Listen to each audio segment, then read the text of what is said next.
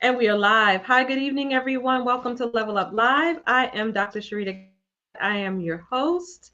This is the show where we celebrate the extraordinary accomplishments of women physicians, both inside and outside of the exam room.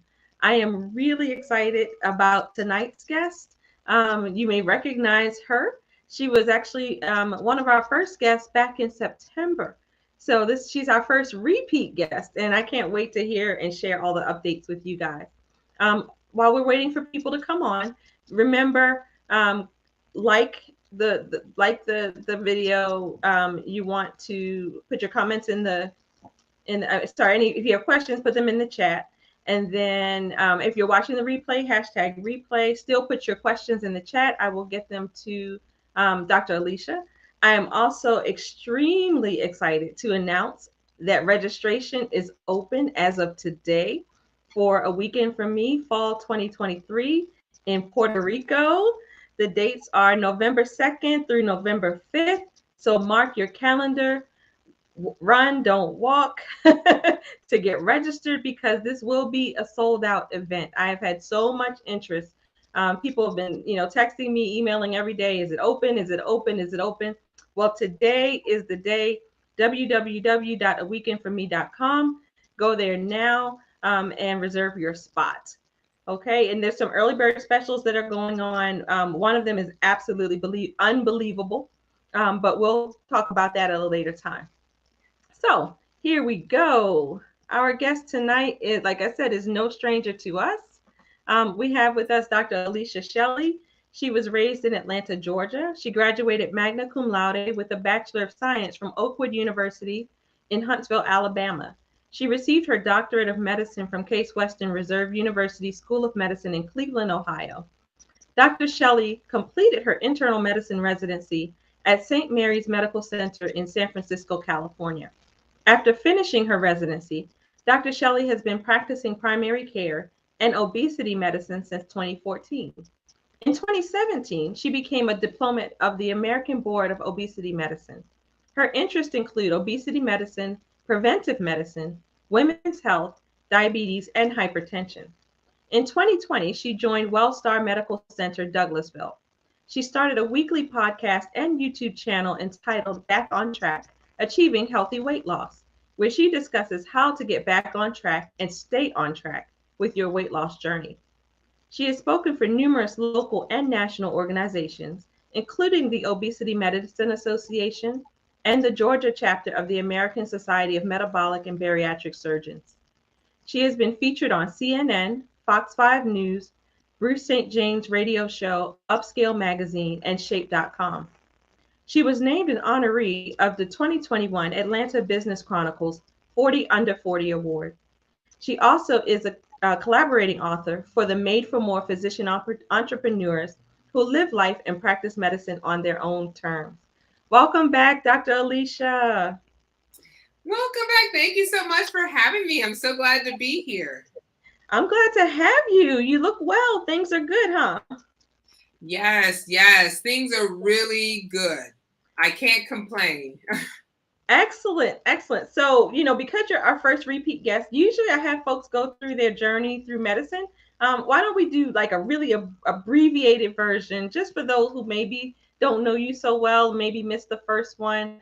So just tell us a little bit about how you came to be a doctor, how you chose internal medicine, and how you ended up with obesity medicine as a specialty. Yes. All right. For those who may not know me, my name, like she said, Dr. Alicia Shelly. I went into medicine because I really wanted to help people, and because I realized that being an actress, I would have to wait tables, and I may not be able to get a job real quick. So I was like, I like to eat. I may need to do something else. I need to be a little bit sure, where I make sure I have a paycheck and be able to feed my children and my family.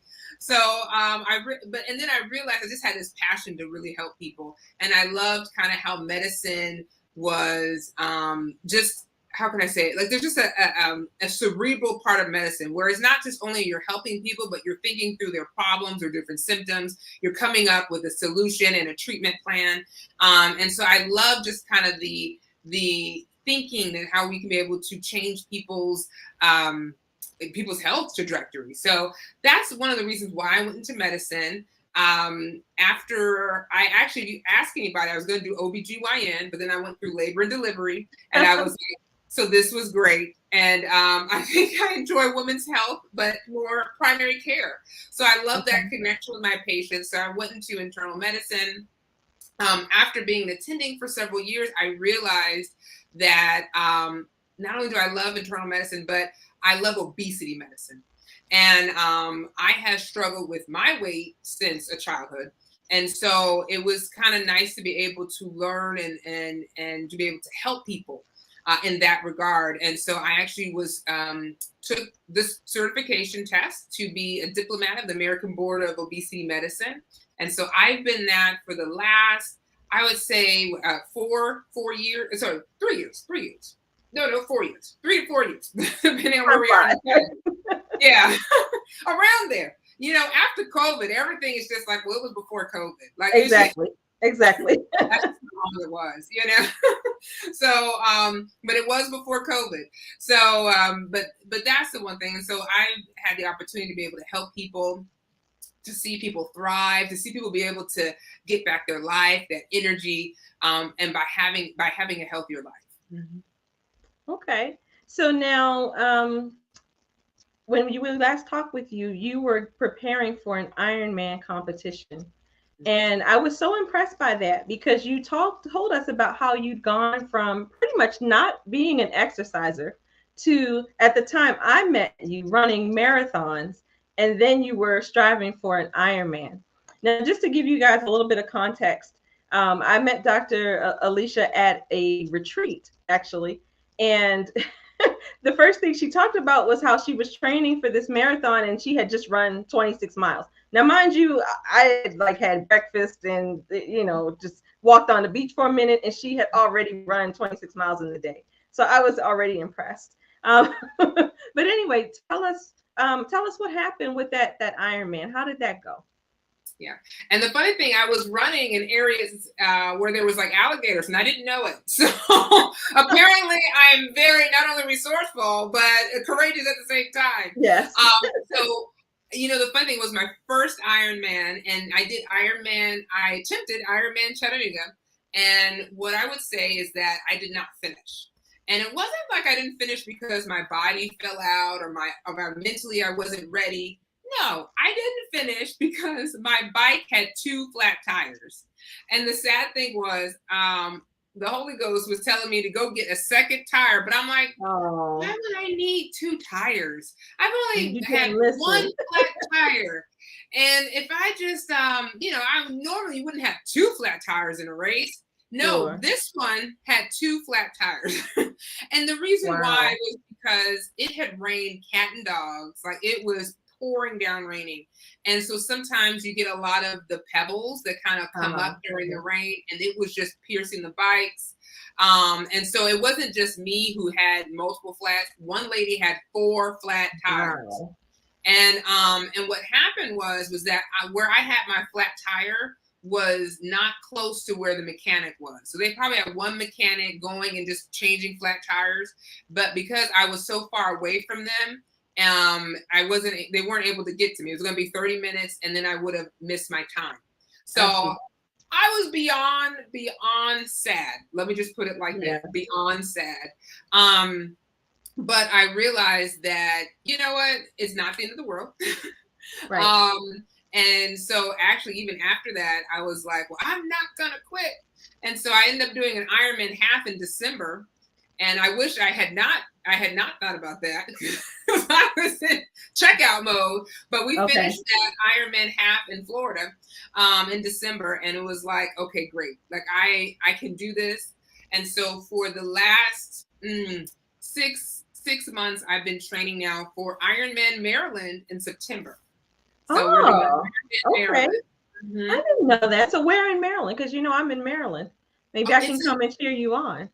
Oh, I love it. I need as many cheerleaders as possible. It's actually going to be in Cambridge, Maryland. Oh, okay. Actually, that's on the Eastern Shore. That's where our last retreat was held. Really? In March was in Cambridge. Yeah. So, wow. So I know it well. Wasn't it? Yes. Yep. It was at That's the Hyatt. exactly where I'm staying. Ah, excellent. Yeah. Okay. All right. So there we go. Yeah. So Marylanders that are watching, we can go down to Cambridge, hang out at the Hyatt, watch Dr. Shelley crush this Ironman Maryland. Now you Yeah. did you do another Ironman after the first one? You did the half Iron. Did the half Ironman. Yep. And then this will be my second. This is my redemption Ironman, as I Okay. like to call it. So I'm redeeming myself.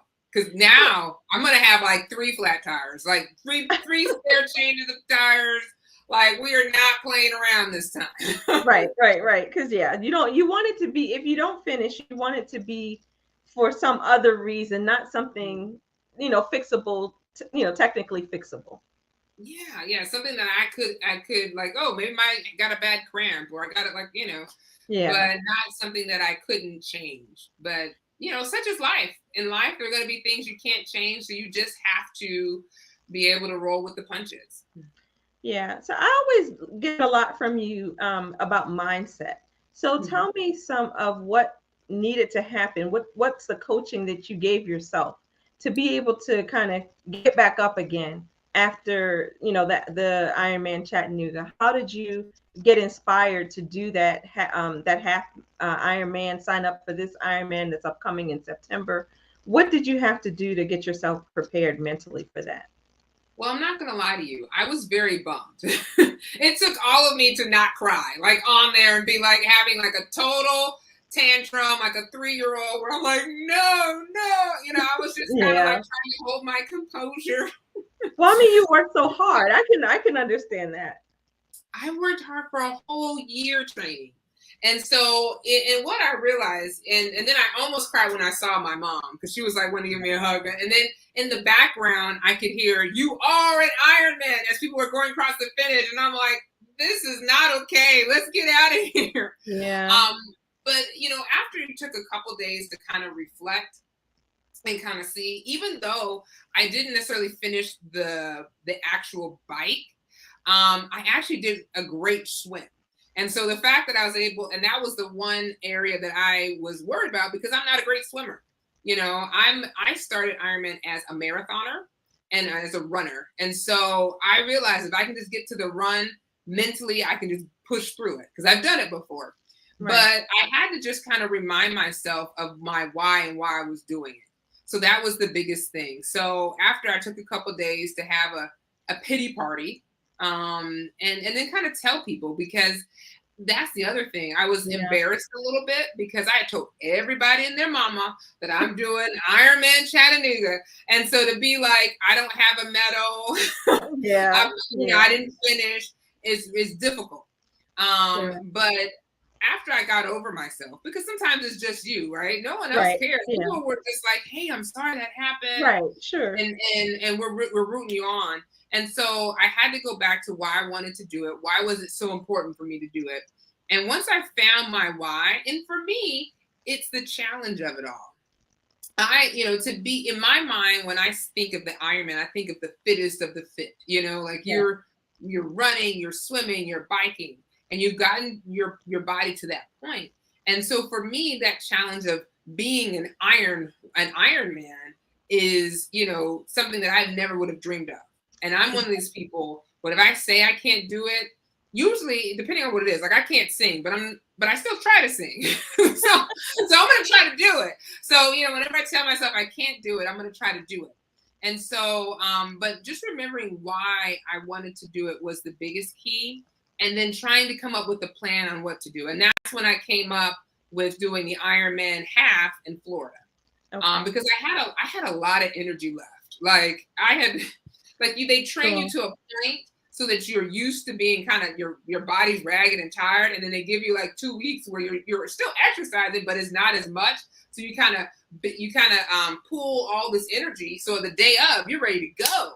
Right. And so I only did I finished at around mile 79.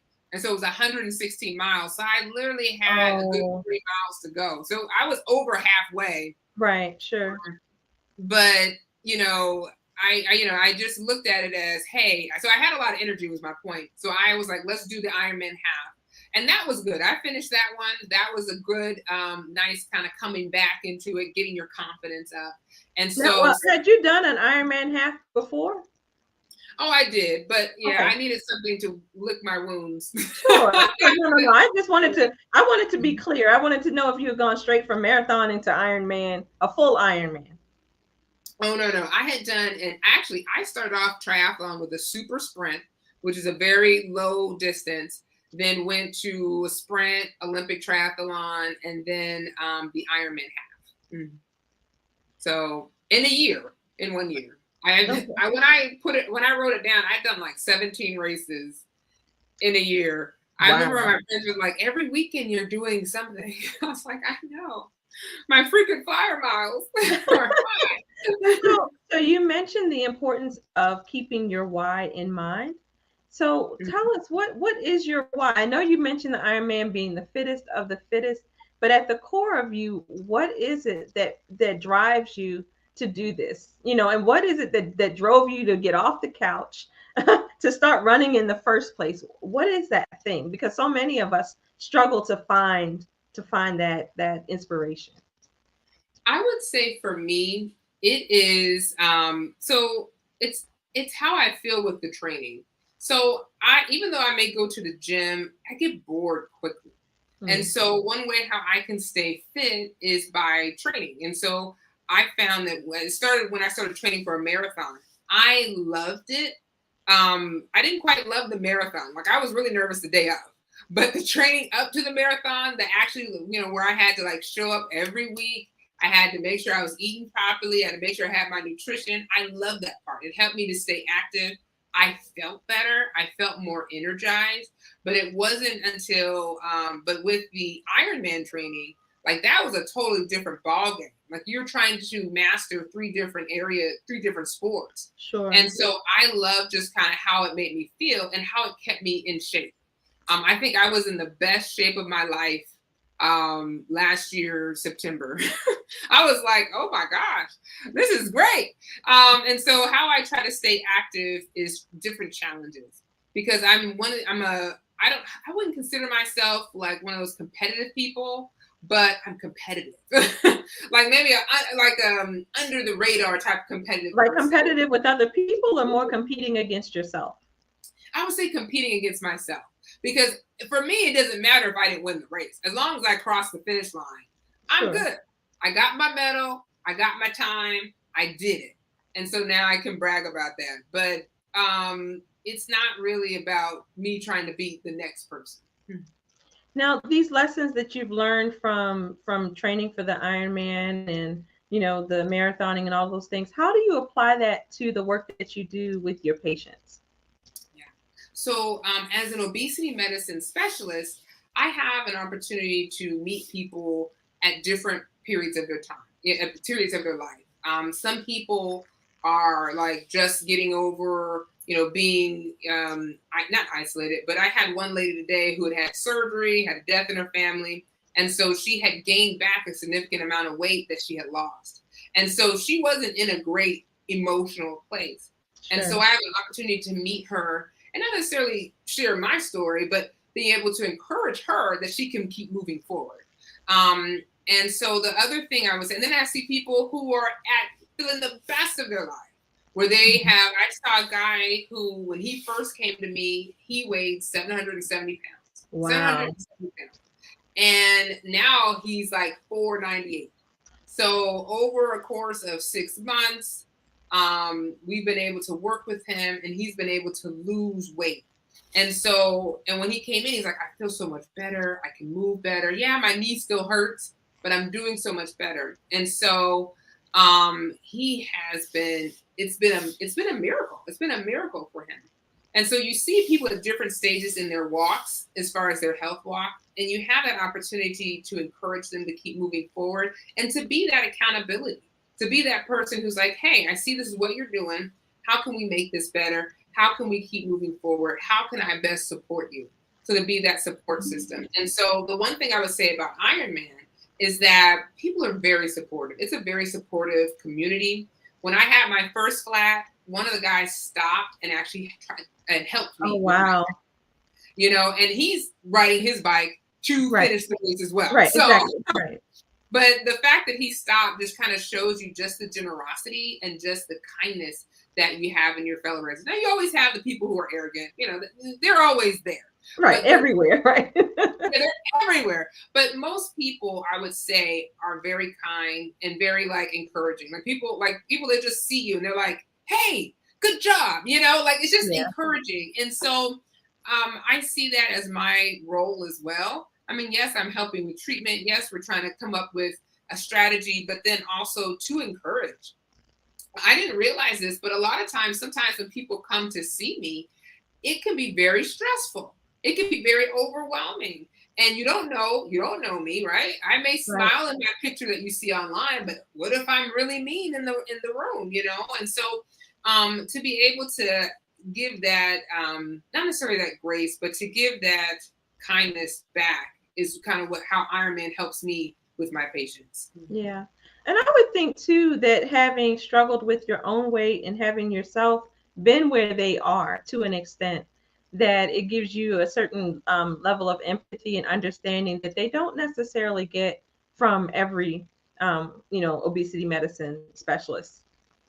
That's true. And I know sometimes I downplay it, but it definitely makes a difference. I'm not sitting here judging you for gaining weight when you were, secluded to your bed for 6 months. I'm not gonna, sit there judging. I'm just gonna be like, hey, let's move, we can move forward. Let's get going. Let's start with the small goals.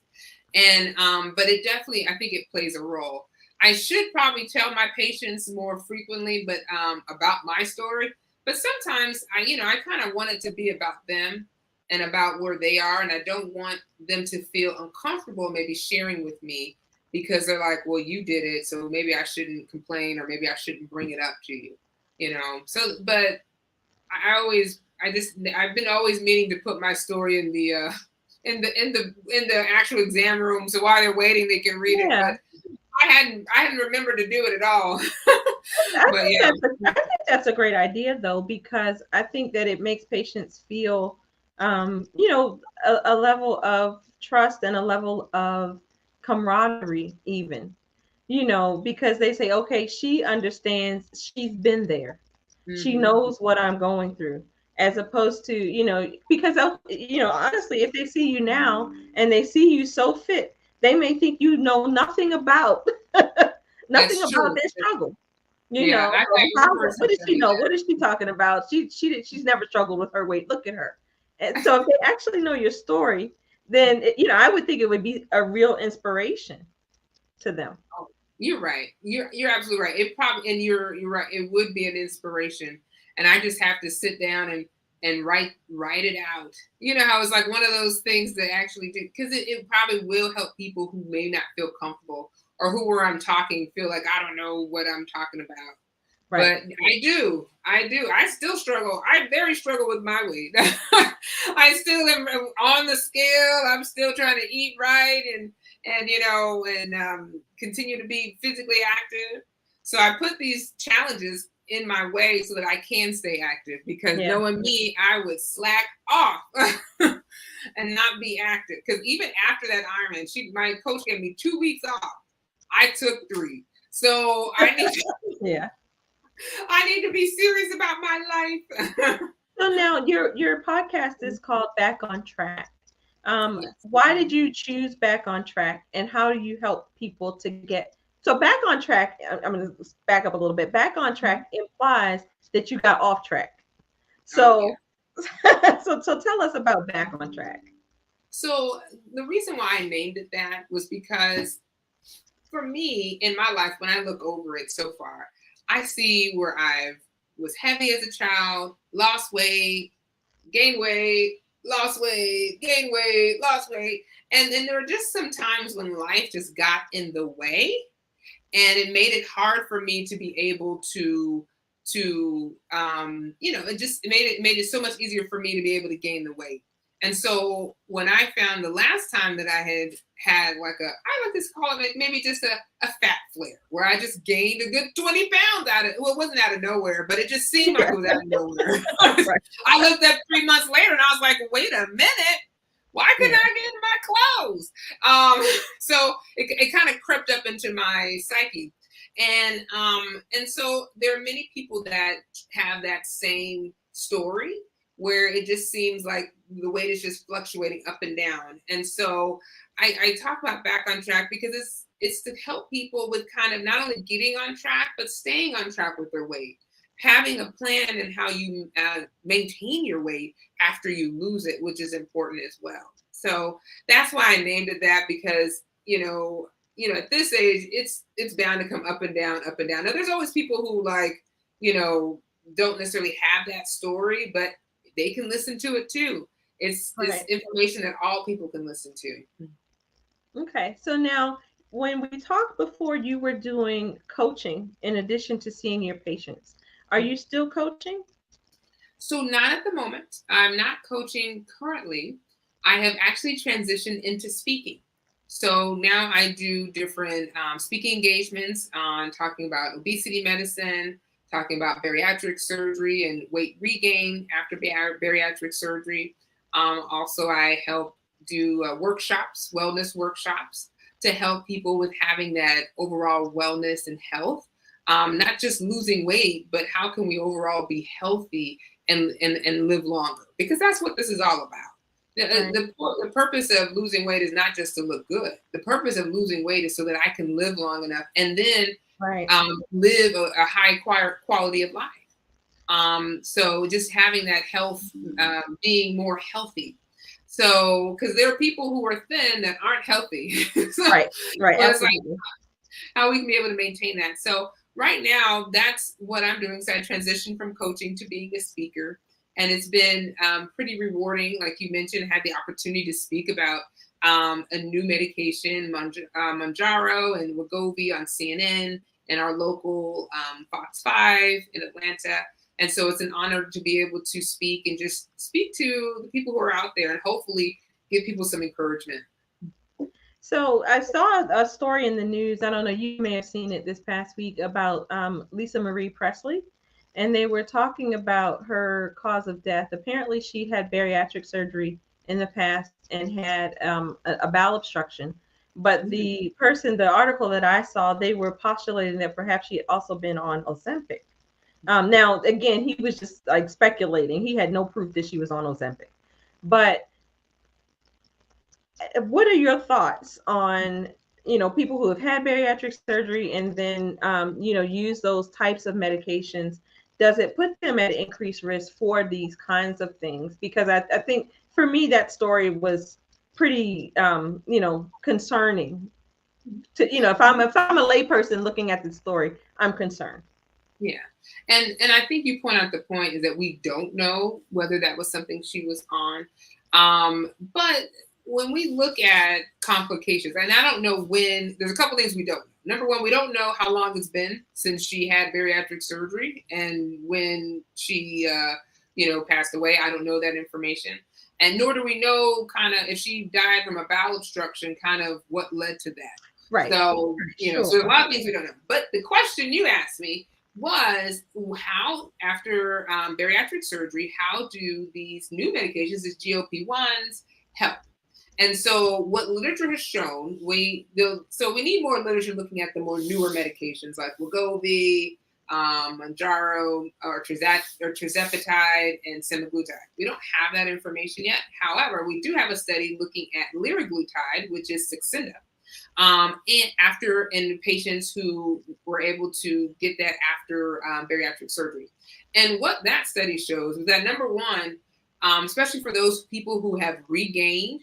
So usually these medications are helpful in people who have regained weight after bariatric surgery. Okay. When we look at the prevalence, it's not quite so clear the exact prevalence of weight regain after bariatric surgery, but studies, and the reason being is that the definition, well, I don't need to go into the reason being, but the one study showed that in sleeve gastrectomy, it's around 27.8%. And that's after like 7 years. So, there is some weight regain that can occur. But when they looked at the liraglutide or Saxenda and people who regained their weight after bariatric surgery, they did find that people were able to lose weight and get down at least 12% on average.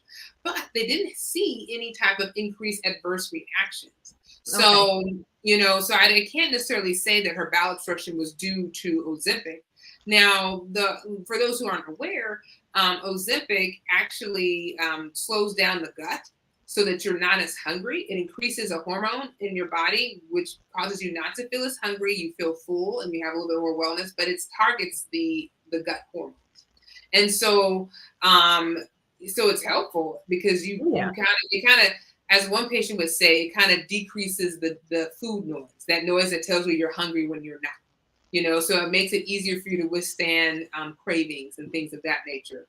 But you know, as far as bowel obstructions, that is a very low complication of Ozempic. I'd say I've used Ozempic, and not even Ozempic, but Wegovy in people after bariatric surgery. And granted, this is just me in my practice. I have not come across that, but it's really low. And so, and you can get, you know, you can develop bowel obstruction even without bariatric surgery too. Exactly. Oh yeah. So, but it's, you know, it is important to be aware. But I wouldn't, like, if you're considering bariatric surgery, I wouldn't let that be the one thing to stop you, because the complication rate, the major complication rate from bariatric surgery is 4%, which is similar to getting your gallbladder or your appendix out. So it's not as if it's a huge increased risk than maybe something else. Mm-hmm. So you mentioned that it sounded like almost 30% of people who've had a sleeve gastrectomy regain the weight. So when you work with your patients, how do you help them not to regain the weight? I mean, aside from medications, what kinds of things do you help them with to keep them from regaining the weight?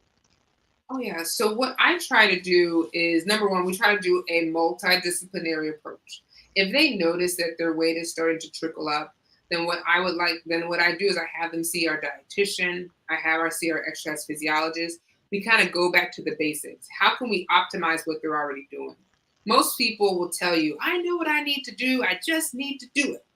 And so the question is, what's stopping that motivation? And so sometimes that's where our weight loss psychologists can come in, because they can help with kind of finding out where the issue is and how they can find time to kind of implement these healthy habits. A lot of times that I find is that, and this is something I struggle with, is that I feel like I have to be perfect. I have to do everything all at once or nothing at all. And so, which makes me feel even like overwhelmed and stressed because I can't do it all, you know? Sure. But sometimes by changing one's thought pattern and mindset, focusing on, hey, I can't do everything. I'm busy. I have these obligations, but it really is important for me to kind of be in a healthier weight. So I'm just going to start with maybe drinking more water this month. And then next month, I'm going to start incorporating more exercise. And then next month, I'll do this and do that. So kind of breaking it up into small goals and kind of trying to work on that goal throughout the month. Because this is more of a lifestyle. You know, a lot of times in our society, we kind of promote like people who lose weight fast. You know, like if you listen to any type of late night TV, you're going to hear all these fad diets. You're like, take this supplement. You're going to lose so-and-so. Susie lost 60 pounds. And you're just like, really? I kid you not. I was in the supermarket and I looked at this magazine and it said, you can lose 40 pounds by Labor Day. And I looked at the date on the magazine. It was like May 9th. I mean, not Labor Day, by Memorial Day. And then I was like, it was May 9th. I'm like, how can you lose like 3 weeks? 3 weeks. I don't see how that. And there was nothing healthy about that weight loss. Absolutely nothing healthy about it. Nothing healthy about that weight loss. So that's what. So when I say that, it's always important to kind of realize that this is a long process. So even by you making small changes, like let's say if you're feeling overwhelmed with everything you have to do, it's okay. We get it. I get that. But just focus on the small goals. Focus on the small thing, because what's going to happen is once you get used to that, it'll build into a snowball. Okay. So we're getting a little bit short on time. So just tell us if we're interested in booking you for speaking, or we're interested in connecting with you as a patient in the Atlanta area, how can we reach you? Yes. So definitely you can reach me on social media at Dr. Shelly MD, DrShellymD. I'm on everywhere. Instagram, LinkedIn, TikTok. You can just find me there. Maybe not Threads just yet, but we'll be there. So, but you can definitely just feel free to send me a DM or connect that way. Also, if you're in the Atlanta area and you're looking for an obesity medicine specialist, we have our WellStar Centers of Best Health, where you can come in and be seen and have a multidisciplinary approach. And then, of course, don't forget to check out the podcast at the Back on Track Achieving Healthy Weight Loss podcast. Yes, and it is not just for people who are trying to lose weight, right? You said there's lots of good, just general wellness information there. Exactly. So I usually like to end on a variation of the same question. So what I'll ask you today is, for professional women, with busy schedules and those kinds of things, if they are looking to up-level their weight loss, what is the single best action they can take? So the single best action literally is to start. The second best action is to be consistent. So whatever you do start to do, try to be consistent. Make sure you have realistic expectations. So if you are working, late, 12-hour days, then maybe you can't exercise 5 days out the week, but you may be able to exercise on your day off. So you have 2 days to start with. So just start somewhere and then just kind of stay consistent with it. Okay. Wonderful. Well, you've heard it here. Dr. Shelly gave us lots and lots of pearls for our journey tonight. She talked to us about consistency. She talked to us about remembering our why. And she's just, I told her, as I put in my post earlier, she's the poster child really for resilience and, getting back up again and again and again. So I applaud you. Congratulations in advance on this Ironman that you are absolutely going to crush in September. And thank you for coming by to share with us. It's been a pleasure having you. Thank you so much for having me.